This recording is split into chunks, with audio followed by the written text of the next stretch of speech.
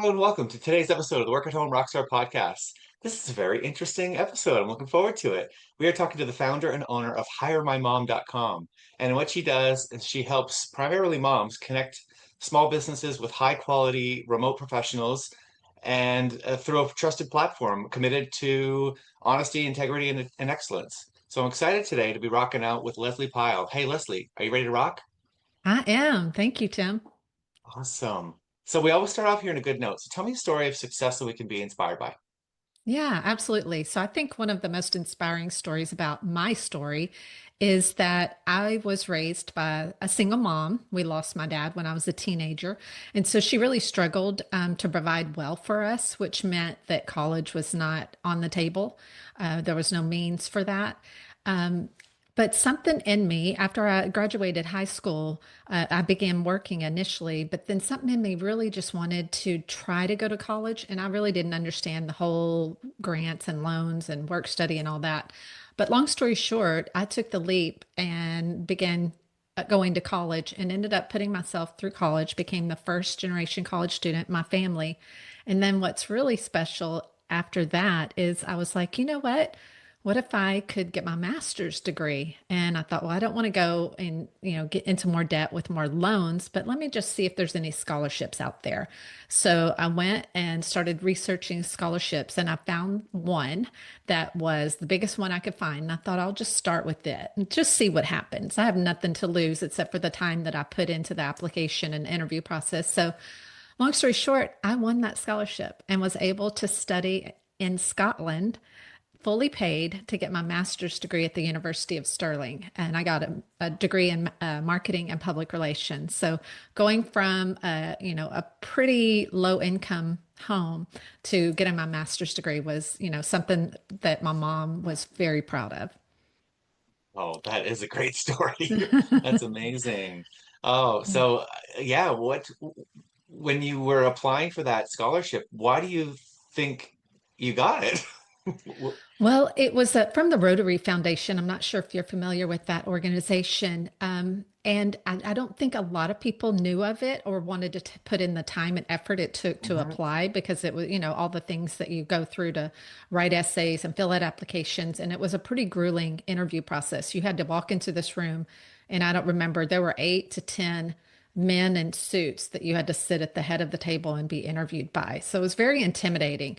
But I think they really resonated with my story, the fact that I put myself through college and I was very determined to try to better myself than what, the atmosphere that I was raised in. And I think that just may have just tugged at their heartstrings. And not only did I pay for my own college, but I graduated at the top of my class, summa cum laude, and Oh, had some great awards and internships. So I think they saw that I was a really hard worker as well. yeah. Well, and that is evidenced by you actually even taking the time to fill out the application in the first place, which most people just don't do, right? They don't spend Right. the time, for you. That's great. That's awesome. So, okay, along with the good note, there are some things that don't go as planned. There's some bad notes that we hit. That's And, right. because, when people are listening to these stories, they hear all the the big success story and they think, oh, well, it just happened overnight for them and they didn't do anything wrong. I'm already making mistakes. So I like to kind of like let people know that, hey, we're all human. We all make Yes. some. So I'm wondering, can you share with me something that didn't go as planned, or was it all perfect for you? Not at all. So I mentioned I'd finished my master's degree. So I had every intention on being, corporate PR and climbing the corporate ladder and, had visions of the stilettos and the briefcase and all of that. But when I began my first job, I got pregnant with our first child and thought I'd go back to work. But when she was born, something really shifted in me and I no longer wanted to leave her in a daycare while I went to work. So this was back in 1995 and working from home was not a thing. It wasn't acceptable. People didn't look, it was kind of frowned upon. And Yep. my employer wasn't open to any kind of flex work. So I took the leap, began freelancing, was determined to try to keep my career going, but also be the primary caregiver for my daughter. So fast forward, did that. Then I started a website for moms way back in 96, kind of like an online chamber of commerce to Mhm. help connect moms who were either working at home or wanted to work from home. Because, like I said, there was no social media, There was no support. It was like everybody was on their own. And I had that PR background, thankfully. So I used that to launch this national website. And that all sounds great, but where the kind of the wheels fell off the wagon for me was web developers. So the very first website I created on my own, but then when I realized, okay, I need somebody with more of a technical background to help the website do what I need to do, I hired someone that by then, I was beginning to learn the internet, and he created this beautiful mock up, if you will, and showed me everything it could do. So I paid him. And guess what? He ran off with the money. So that was really tough. And I wish I could say that was the only time that happened to me. So the next time I was like, okay, I'm doing a lot more due diligence. I'm not going to let that happen to me, because it's almost like when a woman has a mechanical problem with their Yeah. car, and the mechanic can tell you pretty much anything because you don't really understand all the engine. At least I don't. And so the web developers are kind of like that for me, because they tell me all this technical stuff and mumbo jumbo. So the next time I thought, well, I'm going and I'm meeting someone in person, and I'm going to get to know them. I'm going to do references, and I'm going to, make sure that they really are going to fulfill what they've promised. And so this time I didn't pay them all up front. I paid them a portion to get started. But then what happened there is they ended up subbing the work out to another country. And when I got it back, it just was real clunky. It didn't flow the way it should have flowed. So that's been my hardest part of owning a business, has just been finding web developers that are honest and do their job well. And I'm thankful to say I have one now. I was gonna say because that's what I do. Ah, where were you 15, Yeah, 20 years ago?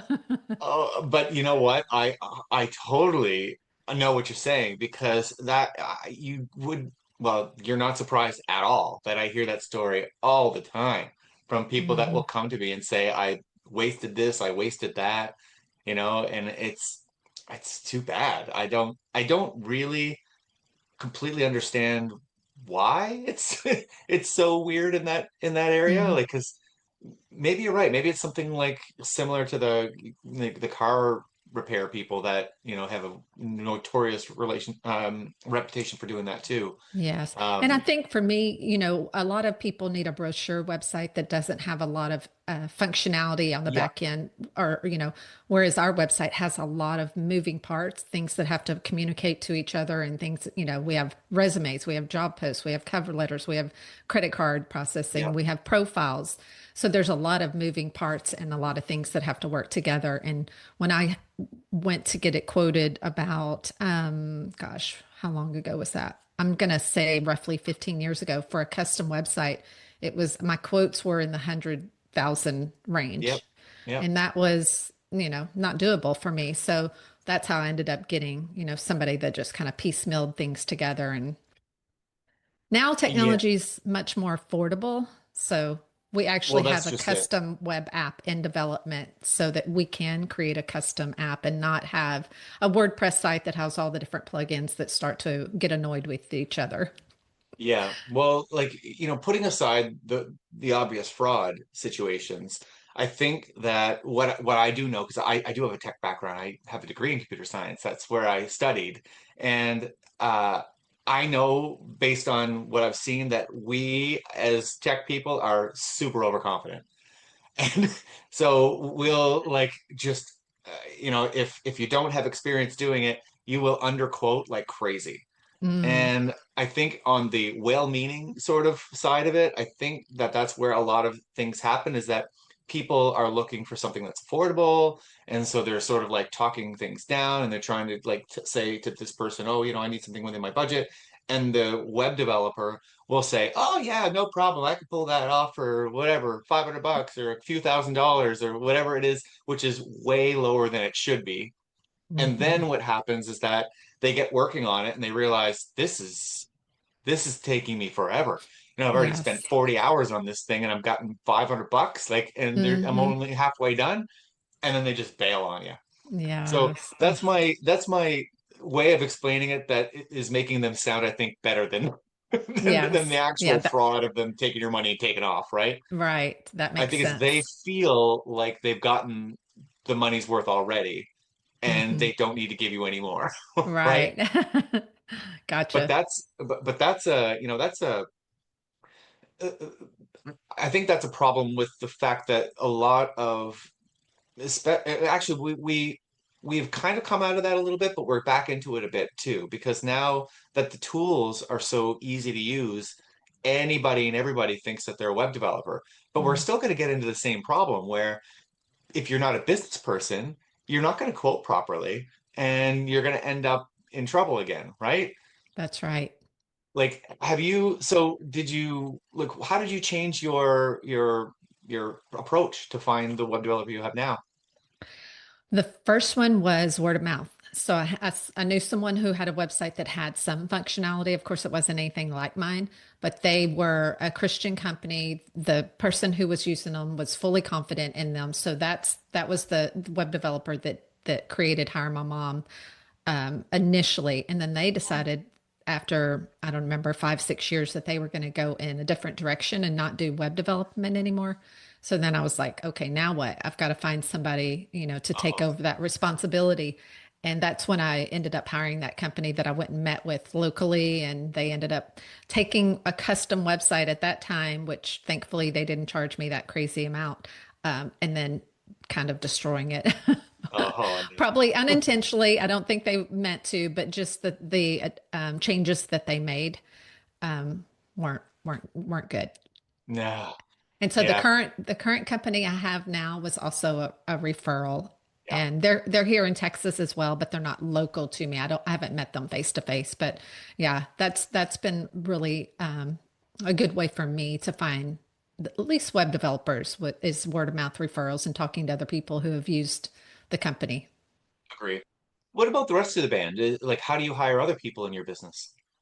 Well, I'm glad you asked because there's this service called hiremymom.com, and I Oh, ended up launching it in 2007. So I mentioned that I had that initial website that was more like a chamber of commerce or a networking group. And then when I noticed that the business environment was shifting and it was becoming more acceptable to work at home, I thought, wouldn't it be fantastic if I could create a platform where these moms that I already have in my network, if you will, if I could help them find jobs, because a lot of them were still in that, how can I find a way to work from home mm, mode? And so that's where the idea came from. So in 2007, I launched Hire My Mom, and I had the established audience of women, primarily moms, but I didn't have the audience of businesses looking to hire remote professionals. And whether that's contract, freelance, or an actual W-2 employee, we or what I did then is I made it free to post jobs initially. I wanted to prove the concept to businesses and say, hey, just give these people a try. You have nothing to lose. And that's how I kind of got the idea launched. And again, I used my PR background to try to get publicity. So here we are 18 years later. So when I wow. have a need for my team, we post it on Hire My Mom to get people in the right seats. So I have a virtual assistant. I have someone that helps with digital marketing. My daughter, actually, the one that I quit my job to start freelancing, she works for me, and she's kind of my right hand woman. She's my director of growth. She's in Arizona. I'm in Texas, so she's even not local to me. And then I also have an HR professional. So we do what we call our concierge service. And that's when a business says, I need to hire, but I don't know how, or I don't have time, or I'm not good at it. So we have an HR professional that can actually do that for you. And we're not a recruiting or a staffing firm, so it doesn't come with the big giant price tag. So it's affordable service for small businesses. And she will actually write the job post. She'll create interview questions, interview the candidates, and then she'll select the top 2 or 3 candidates and present them to the business owner. And then Oh, they can basically fast track the hiring process. And they have someone with that HR knowledge to help them hire well instead of, you know, you and me. I'm assuming you don't have an HR background, and neither do I. mm-mm. I don't have those skills. And, when you make a bad hire, it costs tons of time and money and frustration. So that's the other thing that really helps is having someone with that knowledge. And I often get people asking, well, how do I know when I need to delegate or subcontract. And my response to that is number one, your customer service is slipping. You're no longer giving your customers the time and attention that you once were. Mm. Or maybe you're wearing too many hats and you're trying to do it all. And you don't realize that if you outsource at least to hire a virtual assistant, then you free up a lot of your time to grow your business and focus on what you're good at. Another one is you're working too many hours. Maybe you're sacrificing family time or rest or whatever. That's another sign that you probably need to hire, or that you don't have capacity to take on new business. And I know hiring your first rock star can be scary, Mm. but once people realize that, okay, I can just hire someone for 5 to 10 hours and it'll be fine. You don't have to hire someone for 20, 30, 40 hours a week. You can start out very small with, like I said, 5 or 10 hours. And we see those jobs where a business is kind of sticking their toe in the water to see, okay, let me try this out, make sure it's good investment. They may have to take just a slight pay cut themselves if their business is new. But then they realize, okay, now I can really focus on growing the business. And that small investment has helped me increase my revenue. Mm. And a lot of Yeah. times people are like, okay, what else can I hire besides a virtual assistant? And I'll say, we also have, lots of people hiring for customer service, bookkeeping, account managers, writing, editing, marketing, email marketing, project managers, and so on. Yeah. Wow. So, question, is it all moms? It's primarily moms, because it was started out of my passion to be able to work from home so that I had the freedom and flexibility to, be with my kids and kind of work around their schedules. And as they got older and were in school, it, just helped me if I wanted to pick them up at school and that sort of thing. So yes, primarily moms, but we have women that are not moms. We have dog moms. We have some dads. So we don't discriminate. Anybody Okay. is welcome to sign up. Okay, cool.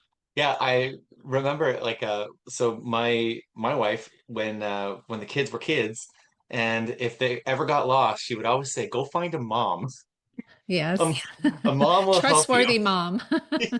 Well, I mean, I think I mean, I'm sure that there are probably scammers everywhere, but Yes. for the most part, like, you mean, you even mentioned that when you had your child that something changed, and I think that's Hmm. probably pretty normal. That I know even as a father, when I had my son, something changed in me too. I think we Yes. all kind of change a little bit when we have a kid. It's different. Right.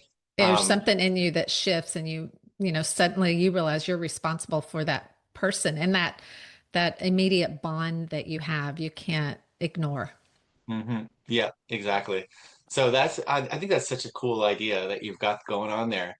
I'm wondering now, so how did like, we talk about fans sometimes? Because I mean, right now with social media, I mean, there's people everywhere, but there's a lot of noise too. So Hmm. how do you kind of cut through that? Because I know that some people might be struggling. They're putting things out there and nothing's coming back. Like, how do you make that connect? Yeah. So our most basic marketing strategy is to serve our audience so well that they become our evangelists. So our top referrals are word of mouth and SEO. And so the next is social media. We don't have a massive ad budget, but we do augment with advertising through social media. We also do email marketing to our own list, but we really work on keeping our SEO fine tuned. Now with things like, AI, chat GPT, you can get recommendations by, putting your copy and things in and asking for recommendations. And that's one of the things we did. We realized just recently that our SEO was very heavily geared toward job seekers and not as much towards businesses needing to hire because we've Oh, noticed we're not getting as many businesses and we're like, okay, what's going on? So we did, kind of the test run to see, okay, how can we readjust that so that we can attract more businesses to hire these incredible professionals that are looking for legitimate remote jobs? yeah, yeah, yeah. The tools nowadays are so incredibly useful, right? For helping to kind of figure out what's going on so much faster than before, right? Yes. And back to the whole customer service side, when I mentioned earlier about, making sure that you're doing all you can for customer service, because that's such a valuable pipeline of referrals. And we talked about it too with web developers. When someone does a great job, they're happy to refer you. And so it always makes me so happy when I see, how did you hear about us? A friend, a colleague, I heard, word of mouth, because it tells me that we're doing things right. For the most part, we all make mistakes, but for the most part, customer service is something we really try to focus on doing well. And we can because we're a smaller, boutique job site, if you will. And when you go to some of the mega job sites, you can't even find a phone number. There's like, it's almost impossible to talk to someone for customer service. So I think that works in our favor. Yeah, I agree. Yeah, you do see this like splitting off of like big business versus small business, where the big businesses are getting harder and harder to connect with somebody. And then there's so many great small businesses that are popping up that are Mhm. just personalized, right? And Exactly. and I think you're 100% right with the referrals. I know most of my business comes from referrals, and when I speak to people, to guests on the show, referrals seems to come up quite a bit. And I think that's the thing is that if you really, I mean, if you're really good at what you do, you really love what you do, then it's going to be only natural for you to do the best job you can do. And then, Exactly. of course, they're going to tell somebody else because, like you said, I mean, the way that you found your best people is through referrals. So, obviously, if you can be that person that gets referrals, then that kind of comes full circle, right? Right. Yeah, absolutely. 100%. Yeah. And then when it comes to the platforms, to the ads, or to the social media, and to all those channels, they're just a little bit of extra. But I mean, if most of your business is coming in through referrals, then that's Yes, great, right? exactly. Yeah, 100%. Now, so let's talk a little bit about the cash flow and keeping the hat full, because I know that especially when you're first getting started in your business, it can tend to be, that kind of thing can get a little bit out of hand. Maybe you're Yes. spending a little bit more than you should, or how did you navigate that when you were getting started? Yeah. So, we all know cash flow is the oxygen for any business. And for a two-sided marketplace like ours, it's about creating a model that provides immense value for both sides. So we have a dual revenue stream. We have businesses who pay a fee to post their job. And we also offer the premium placement and concierge services that I mentioned, the done for you hiring services, which is something that really differentiates us from virtually every other job platform that I've looked at. Mm, Um, and then on our job seeker side, we offer a recurring membership. So job seekers have skin in the game too on our platform. So that helps in a few different ways. One is the businesses aren't getting inundated with hundreds or thousands of resumes like they would on some of the other job sites where it's free to apply. And so we do get the people that are a little frustrated with this that they have to pay. It's, mm, $30. So it's not, we're not breaking the bank, but it also helps them stand out more because they're not competing with hundreds or thousands of other businesses. And yeah. so the other thing that does is it only attracts serious job seekers. So you're not getting spam job seekers, whether that's actual bot spam or just people that aren't putting forth the real effort, that just are sending their resume to 500 different jobs a day. You're getting serious job seekers who have invested a very small amount of money, but they're looking for legitimate jobs. And we verify every job that comes in by hand. We don't run it through any kind of AI. We research the company and the person to make sure they're legitimate before it goes live. So we really do our best to be a platform of integrity and excellence that helps tremendously with those word of mouth referrals. And we know Yeah. that, retention is key too. So it's far cheaper to keep a happy client than to acquire a new one. Yeah. Well, yeah, that's what the big businesses say as well. It's easier to keep a Hmm. client than to bring in a new one, right? Yes. Yeah. So, okay. So when you were talking about your packages, you have multiple different options. What do you think the split is of people that are interested in like your opening offer versus your more done for you kind of thing? Definitely more people are doing it themselves, the DIY, let me Yeah. post my own job and hire. And that's understandable too, because obviously it's cheaper. So, depending on what stage the business is in, if it's a fairly new business, I would say, 2 years or younger, they're usually going to do it themselves. But if it's a more established business where their revenue is a little more steady and their time is very valuable, then they're going to use our outsourced service so that they can save time, save frustration, and hire well. Mm. Yeah. And I would probably argue that just the fact that you have those different levels might even make it more attractive to the person who doesn't even choose it, right? They're like, Hmm. wow, these guys probably know what they're doing because they've got this done for you service that's going to do everything for me. Well, maybe let me try it on my own first and see what happens, right? Yes. And that does happen sometimes too. They're like, oh, well, yeah, it's not as easy as I thought. Can I use your concierge service? Here's the resumes I've gotten so far. Yeah, yeah, it's true. And I also agree with your pay to play type thing because really when it comes down to it, people are a lot more committed when they put a little bit of skin in the game, right? Yes. And We especially in this type of thing, right? Yes, we have that same mindset with our kids. We didn't want to be the parent that gave our kids everything. So when they got to the age where they had to buy a car or wanted to buy a car, I should say, they had to pay for half. And Yeah. and I had to pay for 100% of my first car. So paying for half felt like a deal for them. But for other kids, that got it handed to them, they're like, well, so and so doesn't have to pay. And I'm like, but you will take so much better care of it. You will, be yours because you put skin in the game. So yeah, it's kind of a mindset around here. Yeah, and that's one of those things that they're not going to get for quite a while. They'll be Uh-huh. an adult and they'll be like, "Yeah, mom was right." Uh-huh. Exactly. But Yeah, she made me work, and that work ethic, her future employers are his. We have three girls and one boy. The future employers will thank us for creating a stronger work ethic in them. yeah, yeah, I and we have the same mindset in our house as well, trying to get them to.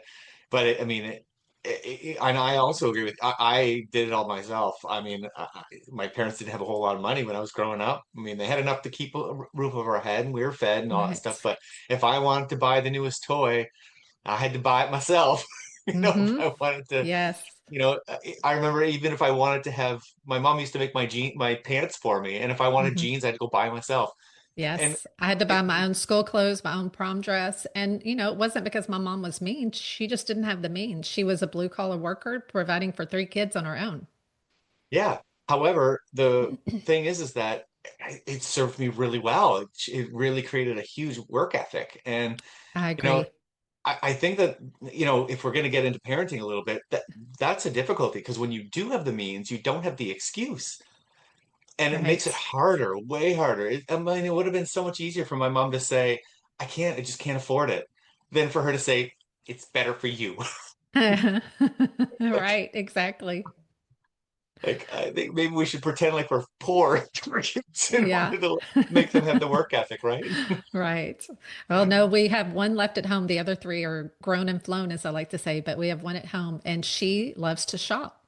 So Uh, guess what? She has an Etsy business, she has a YouTube channel, and she works at a coffee shop outside of her school time.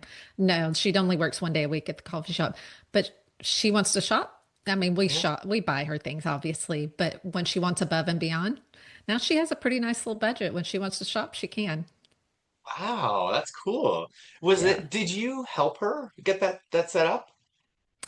No, she did all of that Really? on her own. She's pretty driven, and she's a senior this year, so she'll go off to college next year. And one of her top, she's got either finance or entrepreneurship as her majors in mind. So I definitely see the entrepreneurial spirit in her. And so, she's grown up with me working from home and having my own business. So I don't know if that's inspired her, hopefully. But, I love that she's just kind of, decided she wants to start earning money at a young age and just went for it. Awesome. Well, our kids are watching. We know that. So Yes, as long as we do what's right, then hopefully they'll follow in our footsteps or at least do what they think is right for them, right? exactly. Yes. That's awesome. All right, so it's time for your guest solo. So tell me more about your business. Yeah. So, one of the things I'm most excited about is creating that custom web app. And we've talked a lot about the struggles I've had with the website, and it's working, but it's not working to the level that today's technology desires. Yeah. So we've, taken a step back with, investing in other areas and are investing in this web app. So even though technology is cheaper, it's still expensive to create a custom web It app sure to is. the level that we need for what our service provides. So I'm really excited that this will increase the usability for our website. So for instance, right now, if a business posts a job, they wait for candidates to apply for the job.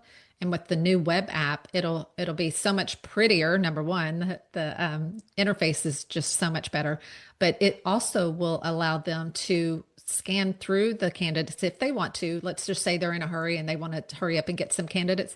They can scan through and invite candidates to apply for their job. So they'll see a profile, what their skills are. They can sort by, okay, I'm looking for a social media person, so they can, scan for social media skills. So I'm really looking forward. That's just one of them. There's like a chat feature within the platform. There's just so much more robust features than what we have now. And what we have now is it's getting the job done, but I'm just really excited about all the additional things that we will be able to offer our clients once this is finished, which hopefully I'm holding my breath will be in the next month or two. Ooh. They've been working Tech on it since deadlines. April. Okay. Well, yeah, apps are definitely the last thing I think still cost a fortune to get going, Yes, you know. right. But the benefits to it are huge, right? Because I mean, everybody's got a smartphone now, and Yes, when you're using the web site within your phone, it's not anywhere near the same thing as right. having your own specific web app. So Yeah, I think that you know, when it comes down to it, because that barrier is high, it still is quite expensive. It actually does give you a bit of a leg up. If you can hmm, get that app going and out there, then no one's going to be competing with you anymore, right? yeah. There's Hopefully there's not. That would websites be out great. there. That would be great. That's I awesome. also wanted to mention that for any of your audience that is considering hiring in the future, we do have a free download, and it's called the Small Business Guide to Hiring Your First or Your Next Remote Rockstar. And Rockstar. so, yes, I know we're in sync on that. It comes with things like a step by step hiring guide, common mistakes to avoid, sample hourly fees for like a virtual assistant customer service. So you kind of Yep. get a ballpark figure on what that cost. And it also has some ready to go action steps. So it's a pretty thorough guide that we offer, and you can get that on the website. It's at hiremymom.com/podcast. Awesome. That's awesome.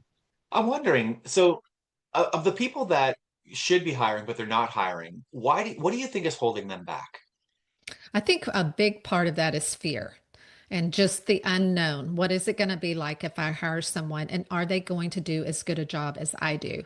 And Mm, so I think that's what holds a lot of people back.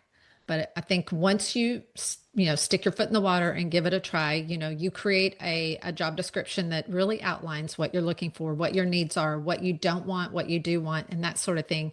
And then you interview well, which isn't everyone's strong suit, which is why we offer the concierge service. But once you get that person onboarded and taking some of the load off of you, it becomes almost every single time like, why didn't I do this sooner? yeah. Because it frees you up so much to focus on growing your business and doing the things that you love to do and are good at. Because we're not all good at every part of business. Like No. there are things that we are good at, and that might be growing the business. It may not be. You may need to hire someone to grow your business, but you just need to focus on what your strengths are and outsource what you can. Right on. Yeah, I agree. Is there extra time you're gonna need in order to get someone onboarded? Like what's that process look like? It really depends on how difficult the job is. For a virtual assistant, the training time is pretty minimal for most jobs. And I like to tell people, especially if it's your first hire, to either document or have the person you're hiring document what are the steps, how do you do it, in a Google Doc or something, so that number one, they have notes to go back to. But number two, if that person has to leave for, in a few years for whatever reason, or you have to add another team member in that same type of role, you already have it documented, and it makes training the next person a lot easier. And it, has a place where they forget, how do I do so and so? Because I haven't done it in a week and I'm brand new. Instead of bothering you and saying, how do I do that? They've got it documented. So if you don't have those SOPs or standard operating procedures created initially, create them when you hire that person, and that'll save you a ton of time. Yeah. And sometimes, you might be doing things that are a little bit complicated in your own business, but it doesn't necessarily need to be that way, right? That's right. There are other ways to do things, and it doesn't necessarily mean it's wrong. It's just different, right? And I mean, Yes. I think like what you said earlier, I mean, if any of those things apply to a person where they're spending too much time or their business is starting to suffer, all those things, you got to fix it. So, Hmm. And so, you now is better can than later. Right. And you can, I know it came a point in my business where I needed someone to help me with organization and project management. And there were all those tools out there like Asana, Basecamp, Yep. Trello, and I wasn't familiar with them. So I hired someone to help me get Asana set up and get all of our, different channels set up, understand the business. And that was such a lifesaver. Now that I see, you can just go to YouTube and learn how to use Asana or Yeah. Trello or any of those pretty easily. But the time it saved me from figuring that out and setting up, it was well worth it for me. Yeah, well, I mean, I think it kind of comes down to what is it that you want to do in your business. I mean, if you want to do everything in your business, then sure, I guess that's what you want to do. But there's probably something in your business that you love more than others, right? Hmm. I mean, Yes. everybody has certain things that they gravitate towards. So, maybe keep doing the thing that you love. If you love the numbers thing or whatever it is that you think that or the VA. If you love that part of your business, then don't give that part away. But there Right. are other parts of your business that you probably don't love super much. Well, and Mm-hmm. those things you can get someone else to do for you, right? Right. And like I said, start small. Start with hiring someone 5 or 10 hours as a contractor, kind of test the waters. And if it doesn't work out, you haven't invested that much. And you've hopefully created the SOPs so that if you have to hire someone different, it's not going to take you as long. Agreed. So now you're looking for both sides. You're looking for businesses that want to hire, and you're also looking for people that want to be hired, right? That's right. Yes. So let's start with the businesses first. What kinds of businesses would get the most from your service? I say we tend to attract small businesses that are like 20 employees or fewer, and primarily businesses that are even 5 employees or fewer. We get solo entrepreneurs as well, like coaches, Oh, consultants, real estate and agents, land developers. We get physicians and surgeons, which is wow. surprising to me, and dentists and things like that that have an entrepreneurial side to them, and maybe they're doing something with that. Like selling an ebook, for instance, or have a YouTube channel or whatever it might be, where they outsource some of that. We also get a lot of digital marketing agencies that hire for like account managers and things like that. Okay. We get e-commerce sites who always are looking for customer service and for social media help and things like that. And then we get some that are kind of different, like movers and organizers and cybersecurity. So pretty much any small business that's growing and looking to, grow their business and outsource some of their business. Because once you start outsourcing one thing and that, person gets good at it, then you're like, well, now I could maybe outsource my bookkeeping. If I have to spend time invoicing or working on the cash flow, and that's something else that then you can outsource. That's awesome. What about on the other side now? So what kind of person would be successful in working as a subcontractor, I guess? Yeah, I think anyone that has the right mindset and discipline, that wants to work from home, because you do have to be disciplined to do your work and not have someone micromanaging you. So if that's you and you have the skills that are needed, whether that's virtual assistant or PR, marketing, web development, whatever it might be, and we even have moms who have taken a break from working to raise their kids. So they might have a 5 year gap or a 10-year gap or even a 15-year gap where now they want to go back to work, or they're empty nesters. Now they want to go back to work.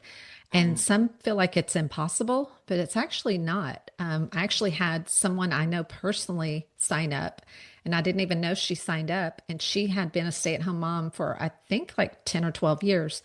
And she was able to get hired fairly quickly. So it was an administrative role, and she had volunteer hours, and she had put the things she did as a mom into soft yeah. skills.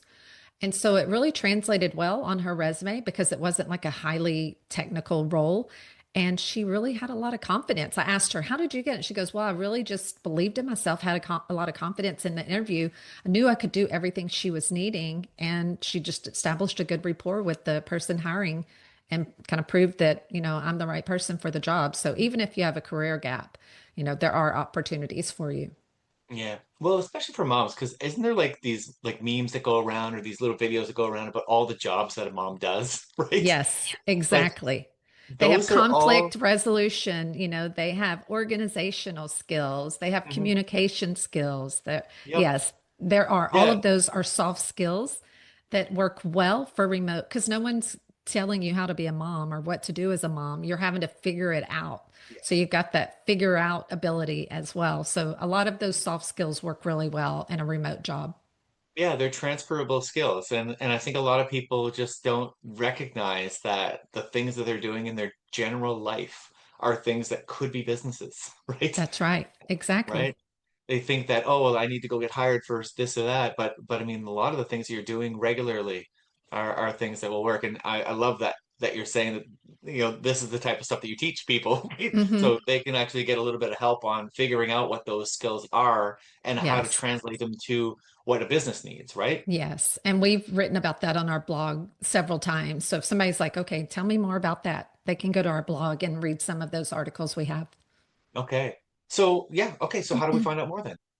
So yeah, our website, hiremymom.com, is where you can find all that you need to know about our services, our blog, our concierge services. We also offer those for job seekers who need a little bit more help getting hired. So it can be just a quick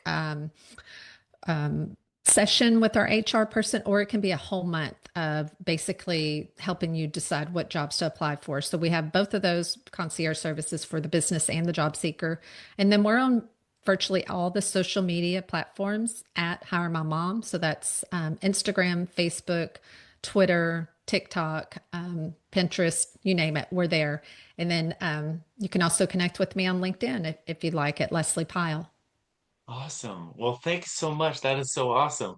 I guess we got place to go then. And Yes. and I love what you're doing because obviously the mission here is I want more people to work for themselves, to take more control, and it sounds like you are doing exactly that. So that is awesome Yes. on both sides. You're helping businesses to grow and you're helping people to start the business. So kudos to Yes. you for all that. Thank you so much. Now, last question. This is the hardest one though. Who's your favorite rock star? Who's my favorite rock star? Like legit rock star? Musician. Musician.